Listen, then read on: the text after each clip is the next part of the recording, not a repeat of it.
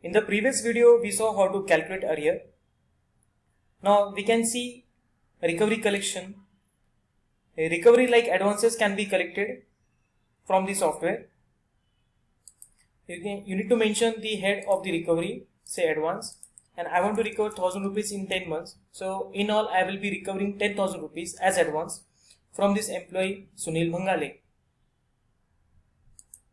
I can also mention the income tax to be recovered from here. So if you are not using automatic calculation of income tax, then you can set income tax recovery from this module.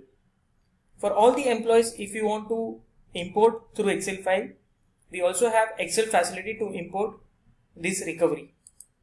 If any reimbursements are to be paid, we can mention the name of the reimbursement and the amount. So in the next salary cycle, the reimbursements would happen. Any other adjustment to be done can be done. You can create more heads if you want, or you can select the heads which are already there in the software. So in this way, your compliances with respect to arrear, recovery, reimbursements can be done from the software. We also generate report to see how many pending arrears are there or how many pending reimbursements are there in the system, so that you can delete those arrears or reimbursements. And if you have already paid, then we can go to monthly arrear report or monthly reimbursement report to check what all reimbursements or arrears are already paid to the employees. Now we will see how the salary is calculated. For the standard allowances, we need to create formula. So I will select a group. In the system, there are groups already created, which are statutory groups like PF, HRA, ESIC, PT. And if user wants to create more groups, then he can create n number of groups. Now under this group, I have created one allowance called educational allowance. We can apply formula here. So if I want to say that my educational allowance is 10% of CTC, so I will say CTC, that is CT, into 10 divided by 100. If I want to calculate with respect to the payable days, then TD, which is nothing but payable days, divided by total days of the month. These abbreviations are defined here. So these are predefined in the system. If you want to define more, you can do it in the company master, and these are the heads or abbreviations created by the user. This way we can create formula and we can apply salaries dynamically. So if an employee is having 1 lakh as CTC, then 10% of 1 lakh, that is 10,000, will be given as educational allowance.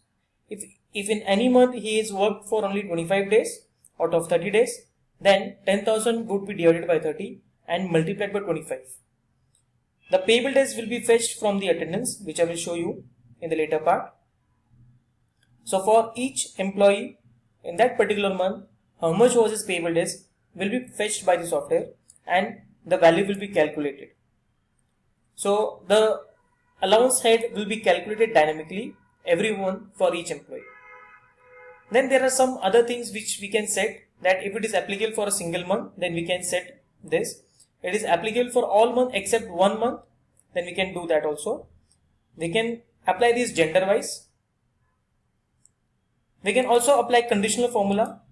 Say for example, you want to set a formula of an allowance like if the employee has worked for all the days, then he will be given an attendance bonus of 500 rupees.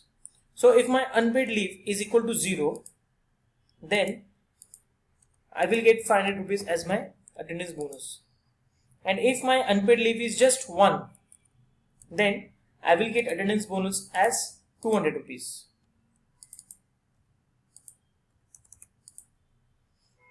So this is the condition which I have set. If the value of unpaid leave is equal to 0, then the result will be value of 500. If the value of UL is equal to 1, then the result will be value of 200.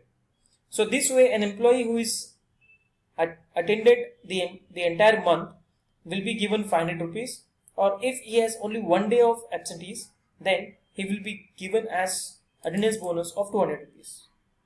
This way we can define conditions. For sales people, we can also define conditional formula that if an employee is achieving 100% of target, he will get 2000 rupees as his sales incentive, or say 1% of his CTC as sales incentive. So even that can be applied through conditional formula.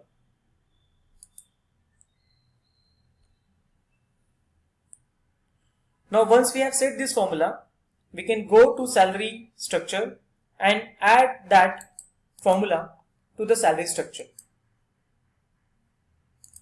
I have already created one head called general. So all the employees belonging to general salary structure will get this formula which we have defined. So this is the earning part and this is the deduction part. The benefit of having salary structure is if a new employee joins in your company, you just have to mention to which class that employee belongs to. You need not create the heads separately for each and every new employee who is joining you.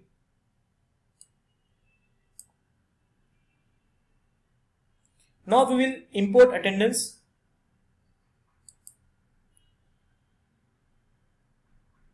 So I can export a simple format of attendance. I will select September 2017.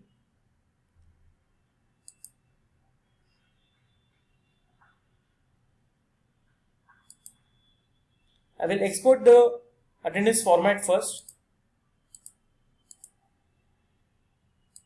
I can do it branch wise also. I will export the format of the attendance. Now after exporting the attendance, we will see the attendance file in Excel. Now I can put my attendance here. We can link it with your attendance system as well, but that will be customization.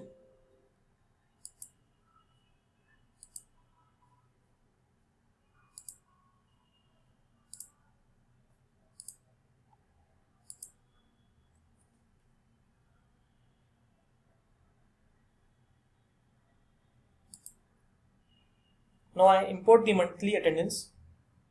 This was for September 2017. So I mentioned is 17.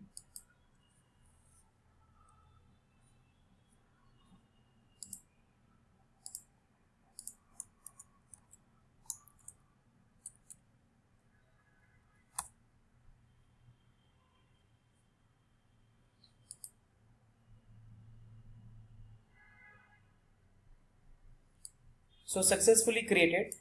So the attendance is successfully imported into the system. If there were any errors, the errors would have been shown in the particular cell.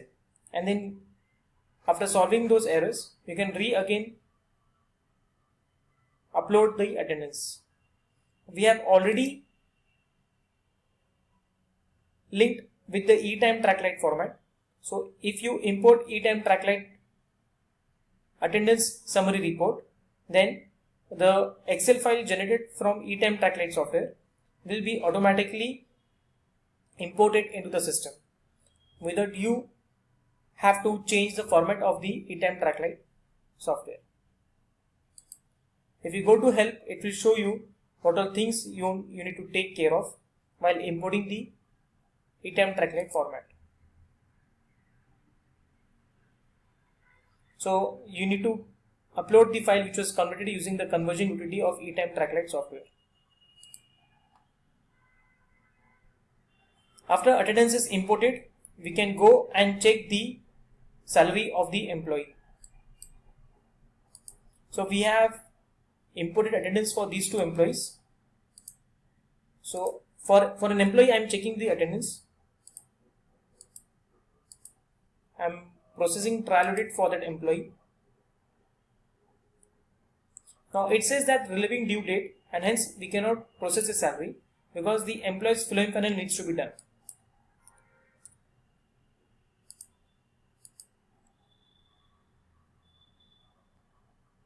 So this is a trial audit of the employee. I can click on display TDS tracker to check how the TDS was calculated. So it will give me all the details which was taken into consideration while calculating TDS. So in this case there is no TDS because we have not calculated the salary for previous months. So it is taking into account the previous employee salary details, the earning deductions of this salary, the bonus or advances of the salary, total concessions defined. So there was no concession defined under ETC. So if there was any concession, the concessions would have been taken care of and the final TDS amount would have been shown. If we need to calculate trial audit for all the employees, so here is a trial audit of all the employees for the month of September 2017. I can export it to Excel file. If I need to cross check, I will cross check, and if I need to do any changes, I will do it, and again I will generate the trial audit report. Once you save the trial audit, all the salaries of the following employees will be saved in the system. If you want any other fields to be shown in the salary trial audit, you can select those fields and you can generate the trial audit. So all those fields which we have selected will be shown here.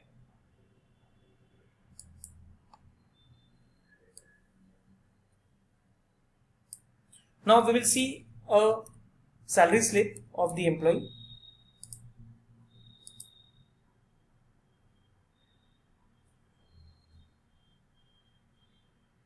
I will save the salary of the employee.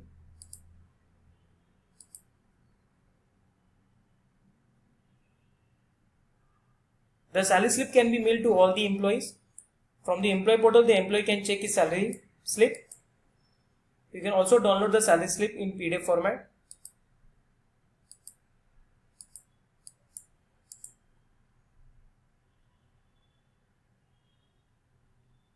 So this is the salary slip. The company logo will be shown here. The company name, address, details of the employee, the payment side, deduction side, total amount. If you had mentioned the bank details of this employee, the bank details would have been shown here. The attendance details, the leave, opening, availed and closing balance will be shown here. So this is the salary slip.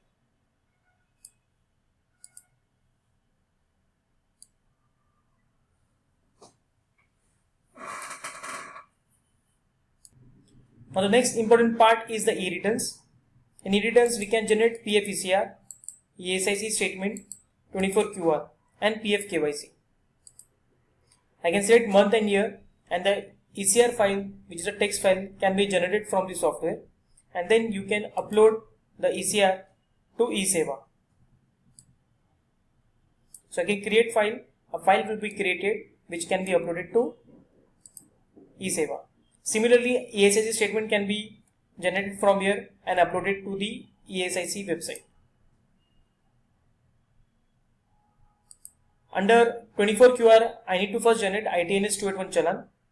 I will select the employee and create a challan, submit it to the bank. Once I get the BSR code and the challan number, I mention those details here, and then I can create 24QR, which can be uploaded to NSDL directly. The software can generate Form 16. It can upload digital signature so that digitally signed Form 16 can be generated. We can club Part A and Part B of Form 16, and we can also download Form 16 from the employee portal. We can also generate Form 12BA if the employee is leaving the organization before completing the financial year. Then we need to give him Form 12BA. The Form 12BA can also be given from the software. Other statutory reports are there under the Forms section. Bonus Form C, Form D is also available. And under reports, there are more than 100 reports and forms to be downloaded. This was all about the salary calculation. For next topic, kindly check the next video. Thank you.